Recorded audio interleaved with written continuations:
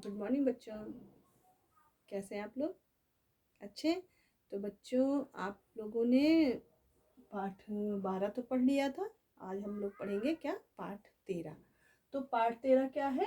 ऐसे थे वे। ऐसे थे वे, इसका मतलब किसी के बारे में यहाँ वर्णन किया गया है। इसकी लेखिका है महादेवी वर्मा। तो इस पाठ में लेखिका ने भारत के प्रथम प्रधानमंत्री कौन थे? जवाहरलाल नेहरू के बारे में लिखा है कि वो कैसे थे, वो उनका स्वभाव कैसा था, उनका कैसा व्यक्तित्व था। तो उस बारे में इन्होंने लिखा है। यहाँ पे इस पाठ के माध्यम से हम लोग उसको पढ़ेंगे कि हमारे प्रथम प्रधानमंत्री का व्यक्तित्व या स्वभाव कैसा था। ठीक है, तो इससे संबंधित कुछ शब्दार्थ आपकी पुस्तक में है। पहले हम शब्दार्थ पढ़ते हैं जिससे हमें पाठ को समझने में आसानी हो। तो देखिए बच्चों, सबसे पहले देखिए हमारे शब्दार्थ। सबसे पहला शब्दार्थ है दशक। दशक मतलब होता है 10 वर्ष का समय। फिर लिखा है तत्कालीन। तत्कालीन उस समय का। अभिभाविका, संरक्षिका। अभिभाविक जैसे अभिभावक होते हैं तो स्त्रीलिंग उसका होगा अभिभाविका, और इसका अर्थ होगा संरक्षिका, जिसके संरक्षण में हम लोग रहते हैं, जिसकी देख रेख में हम लोग रहते हैं। स्मृति, स्मृति में मतलब होता है याद। वार्ता यानी कि बातचीत। फिर लिखा है मंझला, बीच का। परिधान, पोशाक। काया, शरीर। नासिका, नाक। भ्रुकुटी, भौं। आत्मीयता, अपनापन। स्नेहिल, स्नेह से भरा। शासकीय, प्रशासन संबंधी। और भी कुछ शब्दार्थ दिए हुए हैं, उनको हम और लिखते हैं। ठीक है, उसके बाद लिखे हुए हैं अक्षुण्ण। लिखा हुआ है अक्षुण्ण।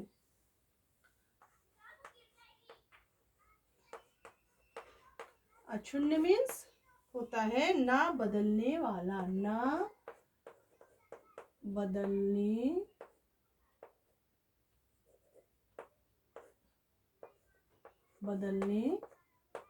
वाला। फिर दिया हुआ है आपकी पुस्तक में, देखिए लिखा हुआ है जीना।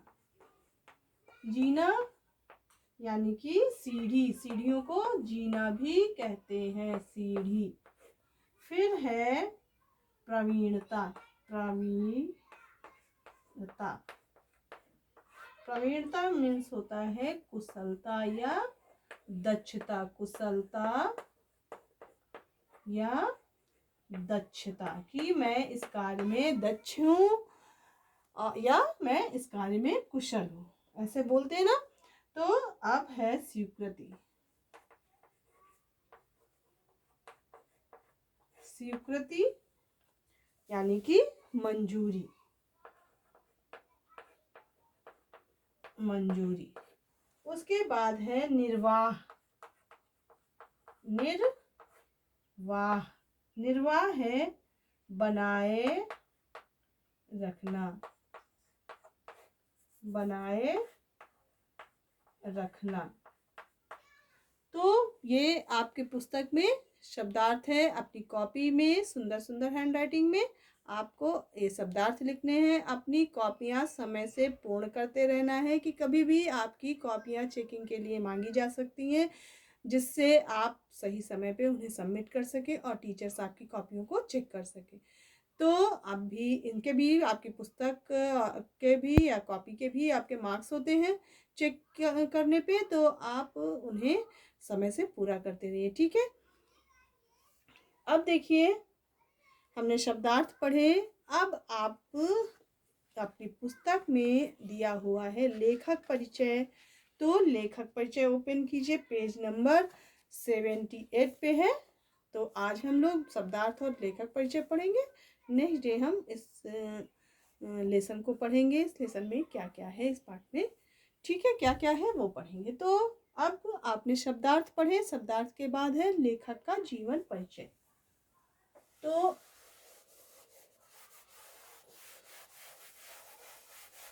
लेखिका, इस पाठ की लेखिका है महादेवी वर्मा। तो जीवन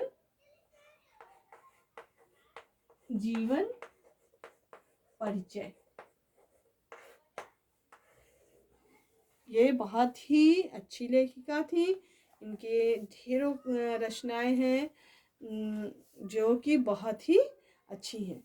ये देखिए, इनमें इनके संक्षिप्त जीवन परिचय में कुछ लाइनें लिखी, मैं पढ़ती हूँ, ध्यान से देखिए। महादेवी वर्मा का जन्म 26 मार्च सन 1907 में हुआ। तो जन्म कब हुआ? जन्म इनका क्या है? 26 मार्च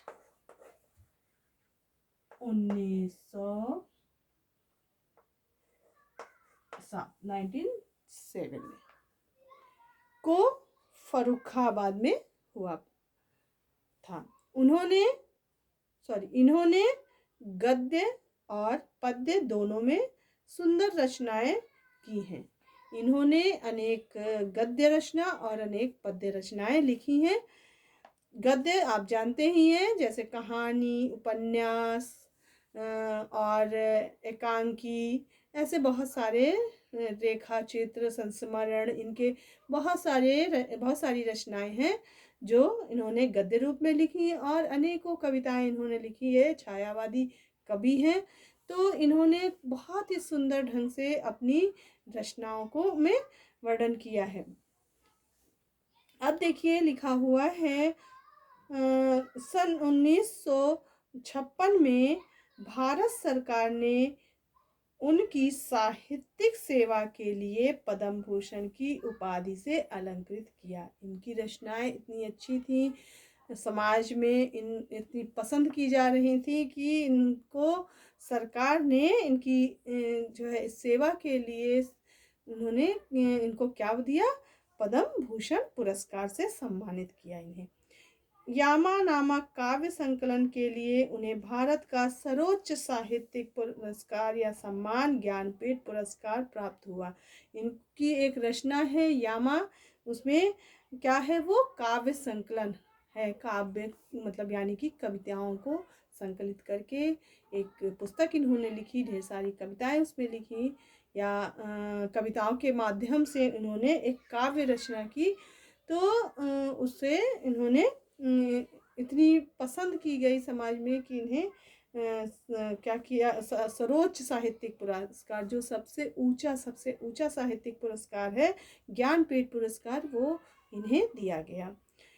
स्मृति की रेखाएं, अतीत के चलचित्र, पथ के साथी, मेरा परिवार, इनकी प्रसिद्ध गद्य रचनाएं हैं। ये इनकी प्रसिद्ध गद्य रचनाएं हैं। इसके अलावा भी इन्होंने बहुत सारी गद्य रचनाएं की हैं।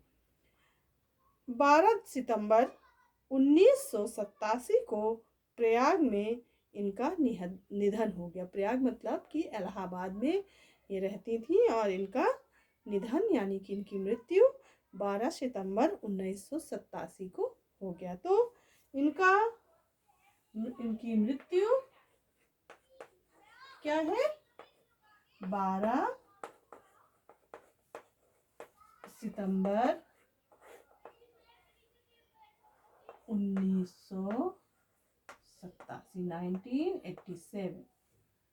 तो बच्चों, ये इनका संक्षिप्त जीवन परिचय है। इसके अलावा बहुत सारी इनके बारे में जानकारियाँ आपको और बहुत से माध्यमों से, इंटरनेट के माध्यम से, गूगल के माध्यम से भी मिल सकती हैं। आप अपनी अधिक जानकारी लेने के लिए आप वहाँ से भी पढ़ सकते हैं, ठीक है। और बहुत सारी पुस्तकें आती हैं, उनको भी आप अगर आपके पास है या आपके लाइब्रेरी है कहीं, तो ये सब पुस्तकें भी लेके कभी कभी पढ़ते रहना चाहिए, ठीक है। तो बच्चों, ये रहा लेखक का जीवन परिचय और आपने पढ़े शब्दार्थ। तो बच्चों, आप इतना पढ़िए और अपनी कॉपी में जीवन परिचय इनका लिखिए और शब्दार्थ लिखिए। नेक्स्ट डे हम आपको ये पाठ जो भी है उस पाठ को पढ़ेंगे और उसको स्पष्टीकरण उसका करेंगे। ठीक है बच्चों, तो आज के लिए इतना ही। नेक्स्ट डे हम कुछ और करेंगे। तब तक के लिए थैंक यू बच्चों।